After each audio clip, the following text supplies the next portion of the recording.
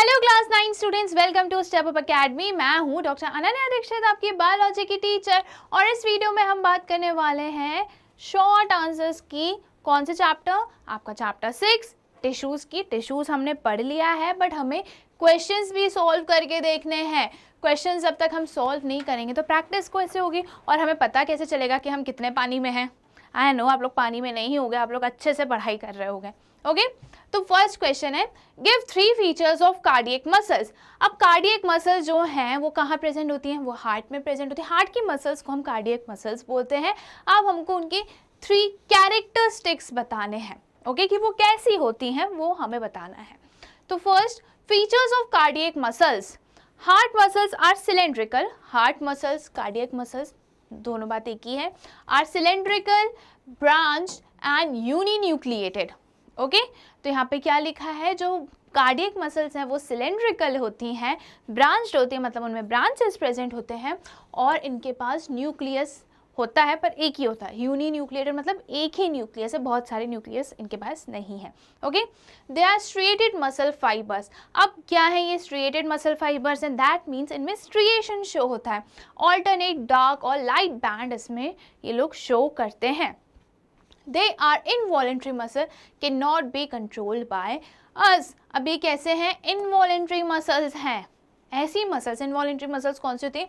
ऐसी मसल्स जो हमारे कंट्रोल में नहीं है, वो वर्क करती रहती है। ठीक है, तो can not be controlled by us. तो ये बात हो गई हमारी किसकी?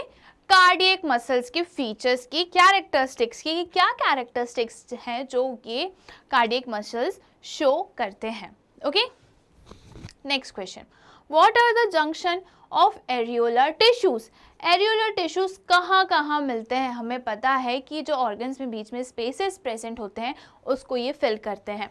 Areolar tissues are connective tissues found in animal. Areolar tissue क्या है? किसका पार्ट है ये? किसका वो है, टाइप है? कनेक्टिव टिश्यू का टाइप है। और ये कहाँ? एनिमल्स में मिलते हैं। It is found between skin and muscles, around blood vessels and nerves. ये कहाँ मिलते हैं? स्किन और मसल्स के बीच में मिलते हैं, ब्लड वेसल्स के अराउंड में मिलते हैं और नर्व्स में भी ये हमें एरियोलर टिश्यूज देखने को मिलते हैं। Okay, next question, how are simple tissues different from complex tissue in plants. अब हमसे क्या पूछा गया है कि प्लांट्स में हमने देखे हैं कि 2 टाइप के टिश्यूज होते हैं, एक सिंपल टिश्यूज होते हैं और एक कॉम्प्लेक्स टिश्यू होते हैं। ओके, तो ये हमने प्लांट्स में कौन से टाइप में देखे थे? परमानेंट टिश्यू का टाइप था ये, जिसमें सिंपल और कॉम्प्लेक्स टिश्यू दोनों थे। अब सिंपल से मैंने बताया था, अगर आपने डिटेल लेक्चर देखा हो, कि जो सिंपल टिश्यूज होते हैं ना, टिश्यू क्या होते हैं? ग्रुप ऑफ सेल्स होते हैं। अब वो जो सेल्स हैं वो एक ही टाइप के सेल्स हैं, अलग अलग टाइप के सेल्स नहीं है, तो वो क्या है? सिंपल टिश्यूज हैं। और वहीं जो कॉम्प्लेक्स टिश्यूज होते हैं वो अलग अलग टाइप की सेल्स से मिलके बने हुए होते हैं। ठीक है, जैसे मैं एक एग्जांपल देती हूँ कि मुझे ना बॉल्स का कलेक्शन करने में बड़ा मज़ा आता है। अब मैं क्या कर रही हूँ कि एक ही टाइप की बॉल, ठीक है, जो टेनिस बॉल है, मैं उसी को बस कलेक्ट कर रही हूँ। तो ये टेनिस बॉल बहुत सारी कलेक्ट हो गई, उसको हम एक टेनिस बॉल को सेल ले लेते हैं और वो ग्रुप ऑफ सेल मान लेते हैं और वो क्या हो जाएगा? Simple tissue. अब मैंने क्या किया? अब बहुत हो गया, मुझे अलग अलग टाइप की बॉल्स चाहिए। मैंने फुटबॉल ले लिया, volleyball, basketball, tennis ball, cricket ball, हर तरह की बॉल्स मैंने कलेक्ट कर लिया। अब इसमें से एक बॉल क्या है? सेल है, अलग अलग टाइप की सेल्स हैं, तो ये क्या हो गई? Complex tissues. ओके, चलिए ये तो हो गया। हाँ, मतलब इसका अब हम देख लेते हैं। Simple tissues are made up of one type of cells which coordinate to perform a common function. Okay, simple tissues जो है वो एक ही टाइप की सेल से बनी हुई है और वो एक ही टाइप कॉमन फंक्शन करती है। हर एक सेल एक ही फंक्शन करेगी। अब टेनिस बॉल से तो आप टेनिस ही खेलोगे ना, बास्केटबॉल या फुटबॉल तो खेल नहीं पाओगे, राइट? तो वो एक ही फंक्शन, कॉमन फंक्शन हर एक सेल परफॉर्म कर रही है। वहीं जो कॉम्प्लेक्स टिश्यू है, complex tissues are made up of more than one type of cell. Complex tissue जो है वो एक से ज़्यादा टाइप की, अलग टाइप की सेल से मिलके बना हुआ है। All these coordinate to perform a common function. और ये जो सेल्स हैं वो क्या है? एक साथ मिलके कॉमन फंक्शन करती हैं। ठीक है, हो सकता है कुछ कॉमन करें, हो सकता है कुछ अलग करें, ठीक है, या फिर उनके एक्स्ट्रा फंक्शन हो। जैसे कि मैं बात करूँ जाइलम की, तो जाइलम में क्या होता है हमारे पास, जाइलम में होते हैं tracheids, vessel, xylem fibre and xylem parenchyma. जो वाटर और मिनरल्स का कंडक्शन करते हैं वो स्पेशली कौन करता है, ट्रैकीज एंड वेसल्स करते हैं। ओके, तो अब वेसल्स जो हैं वो क्या करते हैं, वर्टिकली भी करते हैं और हॉरिजॉन्टली भी करते हैं। ओके, वहीं जो ट्रैकीज होते हैं वो सिर्फ वर्टिकली वाटर का कंडक्शन करते हैं। राइट, ये बात हो गई किसकी, वो लोग वाटर का कंडक्शन तो कर रहे हैं बट अलग अलग टाइप से कर रहे हैं। वहीं जो जाइलम फाइबर हो गया वो क्या है, वो मैकेनिकल सपोर्ट देता है। जो पैरेन्काइमा हो गया वो फूड स्टोरेज में हेल्प करता है। राइट, तो ऐसे अलग अलग टाइप के हैं, ऐसा नहीं कि वो लोग वाटर कंडक्शन में हेल्प नहीं करते, वो भी करते हैं। Okay, next question, differentiate between parenchyma, collenchyma and sclerenchyma on the basis of their cell wall। अब सेल वॉल जो है उसके बेसिस पे हमें पेरेन्काइमा, कोलेनकाइमा और स्क्लेरेनकाइमा को डिफ्रेंशिएट करना है। तो पेरेन्काइमा की जो सेल वॉल होती है वो किससे बनी होती है, वो कैसी होती है, वो देख लेते हैं हम। The cells have thin cell wall, ठीक है। आप हमेशा ऐसे याद रखो कि PCS, पेरेन्काइमा, कोलेनकाइमा, स्क्लेरेनकाइमा, इसको मतलब अगर आपने कुछ भी टर्म, वर्ड, लेटर इधर से उधर कर दिया ना तो हो सकता है आपका साथ गलत हो जाए। इसको याद करना ना बहुत ईजी है, याद रखना बहुत ईजी है। पेरेन्काइमा की जो वॉल्स होती हैं वो कैसी होती है, थिन होती हैं। ओके, जो कोलेनकाइमा की वॉल्स होती हैं वो इरेगुलरली थिकन होती है, कहीं कहीं से कॉर्नर्स पे ये थिक होती हैं। ओके, और जो स्क्लेरेनकाइमा की सेल वॉल होती हैं वो पूरी की पूरी थिक होती है, थिक वॉल्स होती हैं इनकी। ओके, अब जो पेरेन्काइमा है उनके सेल्स कैसे होते हैं, उनके सेल्स ना लूजली पैक्ड होते हैं, इधर उधर घूमते रहते हैं। और वहीं जो कोलेनकाइमा के सेल्स हैं वो थोड़ा कॉम्पैक्टली पैक्ड, थोड़ा ज़्यादा अरेंज्ड रहते हैं। और जो स्क्लेरेनकाइमा के सेल्स होते हैं वो एकदम कॉम्पैक्टली पैक्ड रहते हैं, उनके बीच में इंटरसेलुलर स्पेसेस प्रेजेंट नहीं होता है। ओके, तो आप ऐसे ही याद करना। तो पेरेन्काइमा क्या है, the cell have thin wall made up of cellulose. Parenchyma जो टिश्यू है उसकी वॉल्स थिन होती हैं और वो किससे बनी हुई थी, सेल्यूलोज से होती है। वहीं जो कोलेनकाइमा है उनकी वॉल्स बनी हुई होती हैं लिग्निन, पैक्टिन से। Okay, the cells have cell wall thicken at the corner due to pectin deposition. Okay, क्या होती है वो इरेगुलर, वो लोग इरेगुलरली क्या थिक होती है कोलेनकाइमा की सेल वॉल। क्यों होती है, जहाँ जहाँ वो थिक होगी वहाँ वहाँ पे किसका डिपोजिशन मिलेगा, पैक्टिन का। और वहीं जो स्क्लेरेनकाइमा होती है वो पूरी की पूरी थिक होती है और उनमें क्या मिलता है, lignin. Sclerenchyma their walls are thicken due to lignin deposition. Parenchyma cellulose, collenchyma pectin और sclerenchyma lignin. Okay, next question, What are the functions of stomata? Stomata के क्या फंक्शंस होते हैं वो हमें बताना है।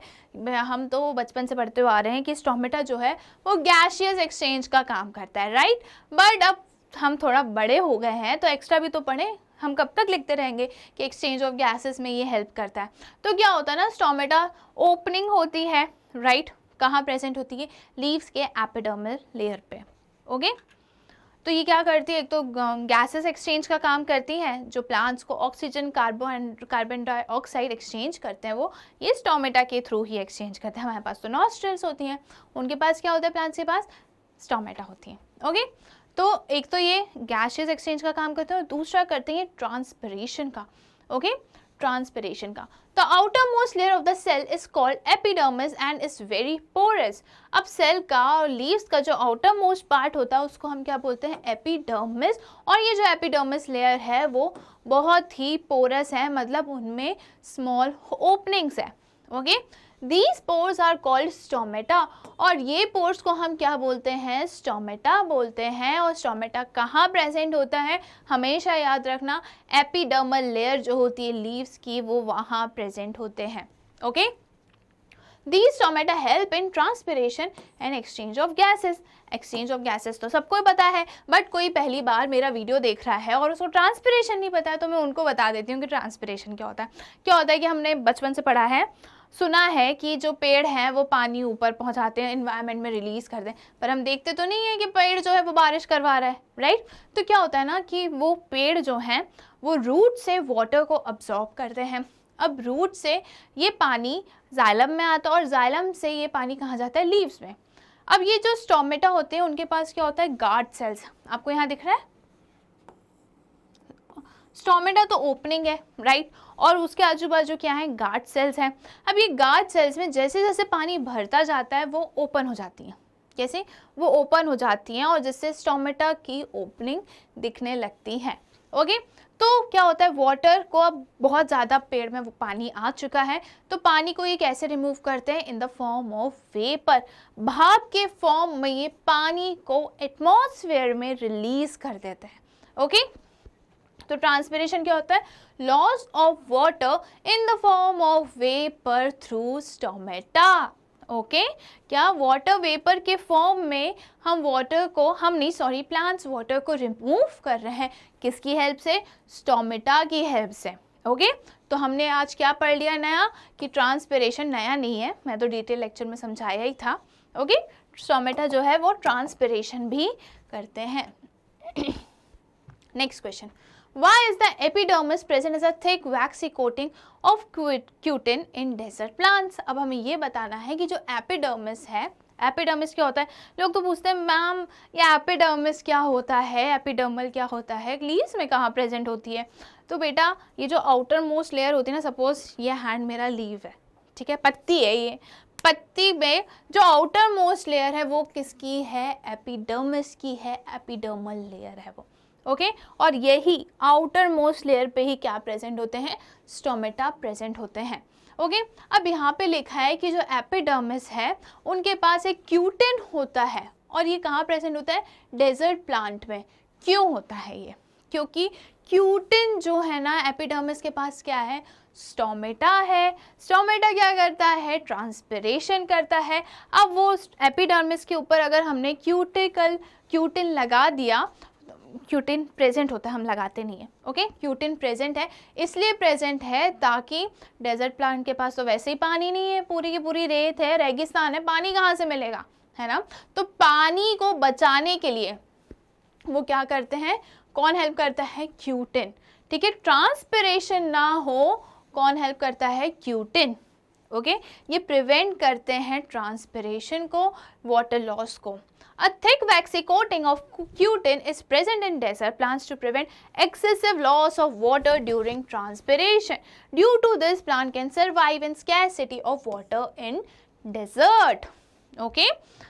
क्या लिखा है यहाँ पे, थिक वैक्सी कोटिंग जो है एपिडर्मिस में उसको हम क्यूटिन बोलते हैं, और ये कहाँ प्रेजेंट होता है, डेजर्ट प्लांट में प्रेजेंट होता है। ये इसलिए प्रेजेंट होता है ताकि ये वाटर लॉस को, एक्सेसिव वाटर लॉस को रोक सके। प्रिवेंट करना मतलब रोक सके, ओके, रोकना ड्यूरिंग ट्रांसपिरेशन।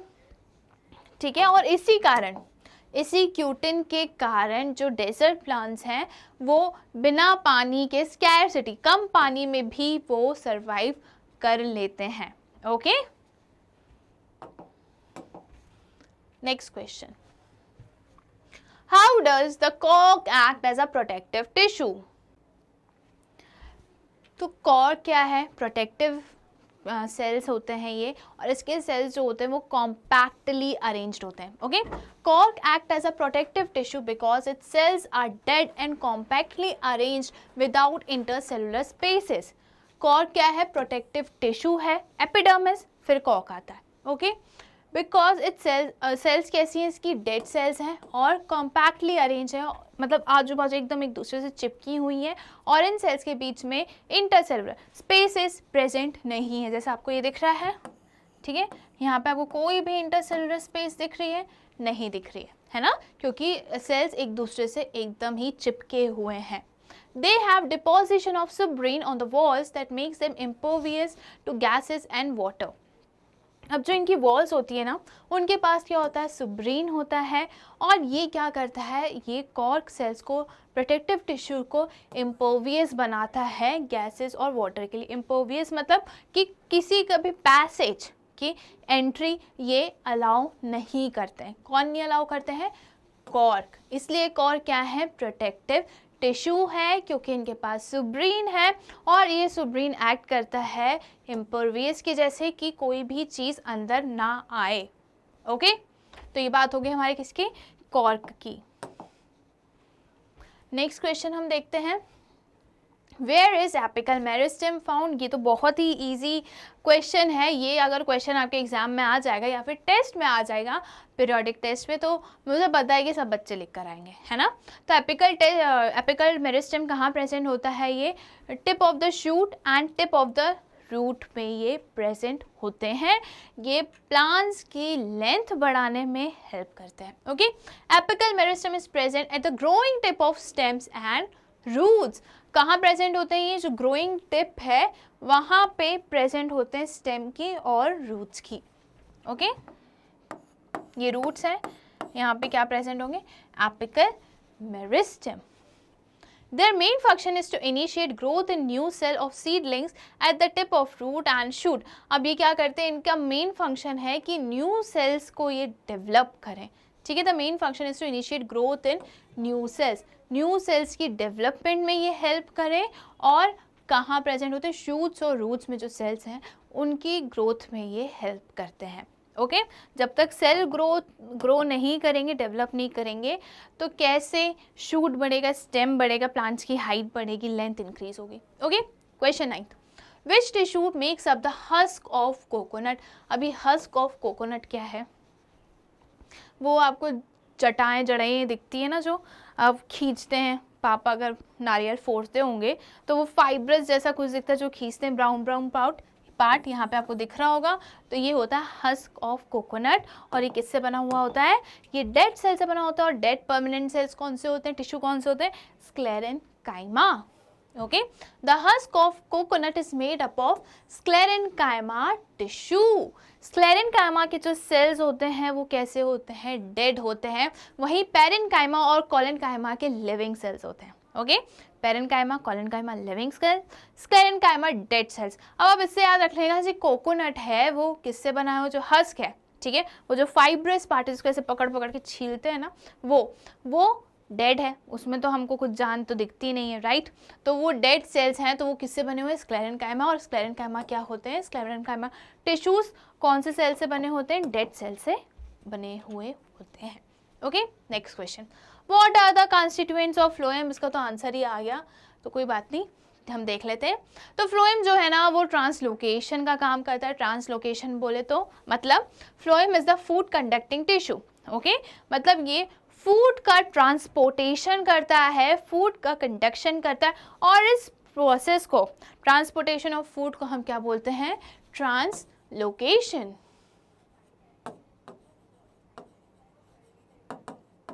क्या बोलते हैं हम? Translocation.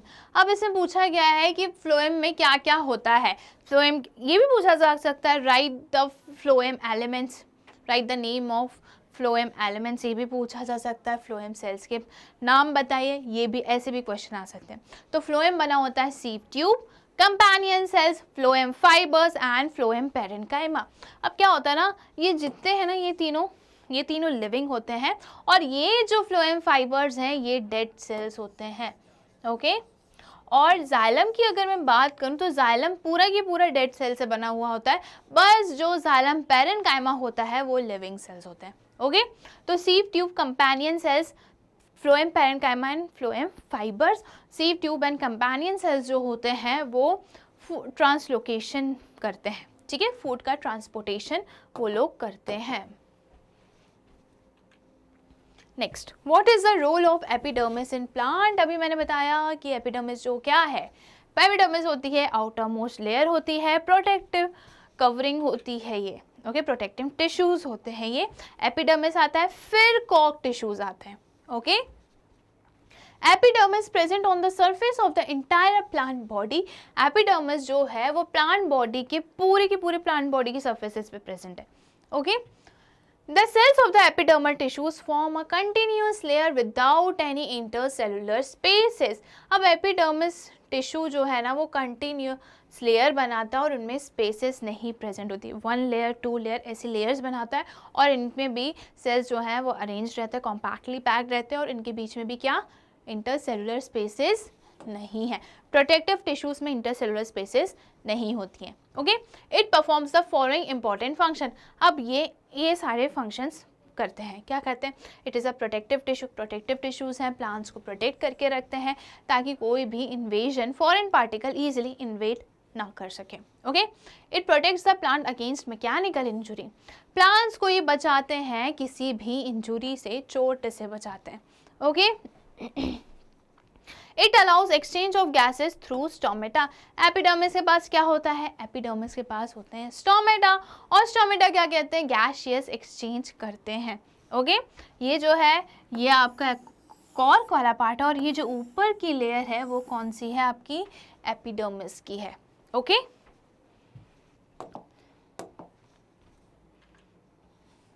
Right the functions of collenchyma in plants. Collenchyma के फंक्शंस हमें बताना है। कॉलेनकाइमा क्या है? सिंपल परमानेंट टिश्यू है और इसके फीचर्स के बारे में तो हमने देख ही चुका है। तो कॉलेनकाइमा का काम होता है कि वो प्लांट्स को क्या बेंडिंग प्रॉपर्टी दिखाते हैं। ठीक है, जो प्लांट्स बेंड हो जाते हैं वो प्रॉपर्टी किसके कारण होती है? कॉलेनकाइमा की होती है, ताकि वो प्लांट्स बेंड हो जाए और वो टूटे भी ना। ओके, तो फ्लेक्सिबिलिटी हम बोल सकते हैं। Collenchyma allows easy bending in various parts of plants, leaf stem without breaking। ये क्या करवाते हैं? Collenchyma easy bending करवाते हैं ताकि प्लांट्स जो है वो easily बेंड हो जाए बिना टूटे। प्लांट्स में भी कौन सा पार्ट? लीव्स और स्टेम। आपने वो टेंड्रिल सुना है? टेंड्रिल्स पढ़ा ही होगा, सुना ही होगा। क्या होता है कि अगर हम उसकी बात करें मनी प्लांट की, तो जितनी भी बेल होती हैं, बेल को बस एक सपोर्ट की ज़रूरत होती है। या तो आप रस्सी लगा दो या तो आप एक लकड़ी टांग दो, खंभा पिलर दे दो उनको, तो वो जैसे ही उनको टच फील होता है, सपोज ये मैंने स्टिक लगा दी एक, ओके, तो अब जो टेंड्रिल्स है ना वो इसके अराउंड ही ऐसे पूरी घूम जाएंगी, है ना। तो ये क्या शोर कर रहे हैं? ये भी तो बेंड हो रहे हैं, ये भी तो बेंड हो रहे हैं, और ये बेंडिंग प्रॉपर्टी कौन शो करवाता है? कॉलेनकाइमा। अब ये बेंड हो रहे हैं तो टूट रहे हैं क्या? नहीं टूट रहे हैं।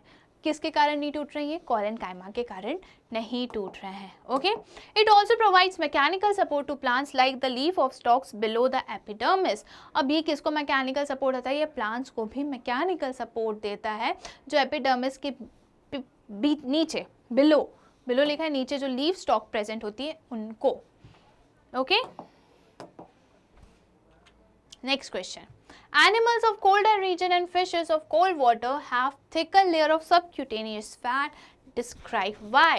अब जो colder region के animals होते हैं और जो fishes होती हैं, मछलियाँ, वो जो ठंडे पानी में रहती हैं, उनके पास subcutaneous fat की thick layer क्यों होती है? क्यों होती है? आपको पता है कि आपने पोलर बियर देखे होंगे। पोलर बियर कितने क्यूट और फरी होते हैं। तो क्यों होते हैं इतने फरी? क्यों इनके पास इतने बाल होते हैं और इतने मोटे होते हैं? वो जितने भी एनिमल्स जो कोल्ड रीजन के होते हैं वो बहुत ज़्यादा फरी होते हैं और थोड़े मोटे होते हैं, क्योंकि उनमें फ़ैट ज़्यादा होता है। इसलिए होता है क्योंकि फ़ैट जो है वो इंसुलेशन का काम करता है, वो बॉडी हीट को बाहर नहीं जाने देता।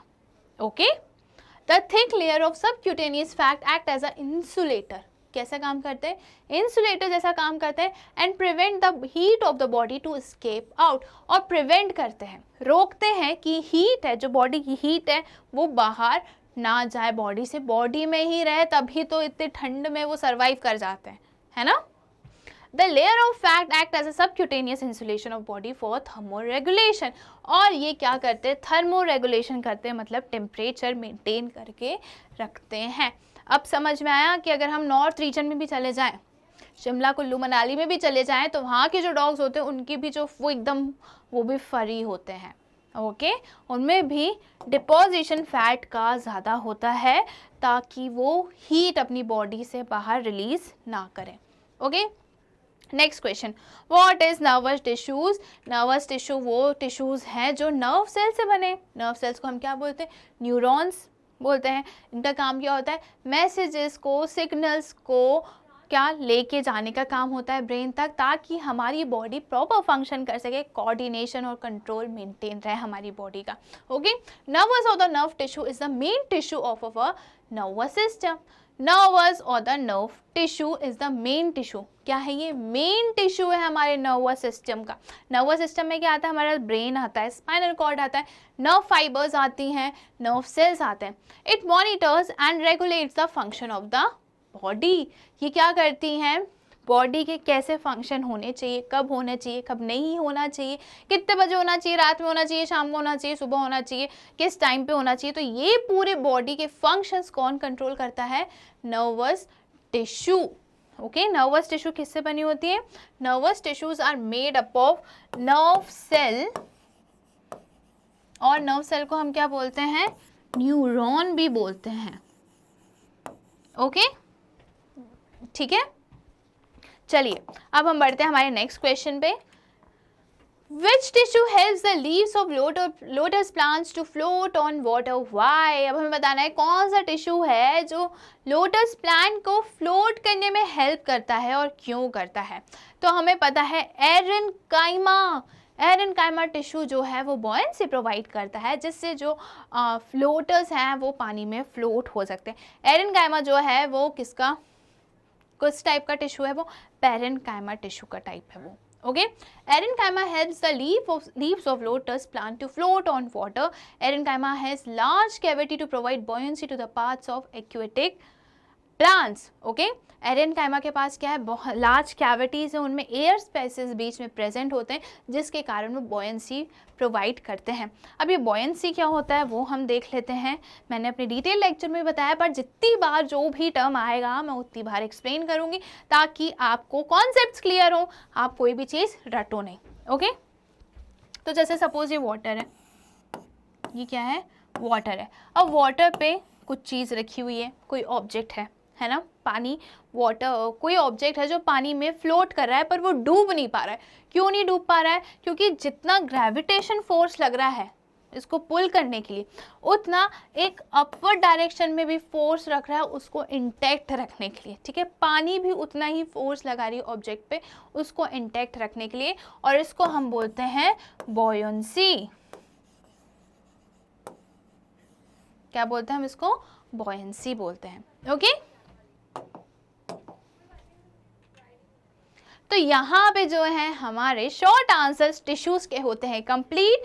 ऐसी और सैम्पल क्वेश्चंस देखने के लिए कि short answers, MCQs, long answers, सारे वीडियो आपको स्टेप अप अकेडमी पे मिल जाएंगे, और आप इसको ज़रूर सब्सक्राइब करिए, अपने फ्रेंड्स के साथ भी शेयर करिए, क्योंकि यहाँ पे सारे सब्जेक्ट्स के सारे वीडियोस मिलते हैं फ्री। साथ ही साथ कॉम्पिटिटिव एग्जाम जैसे कि जेईई, नीट, CUET की भी प्रिपरेशंस होती हैं। Thank you.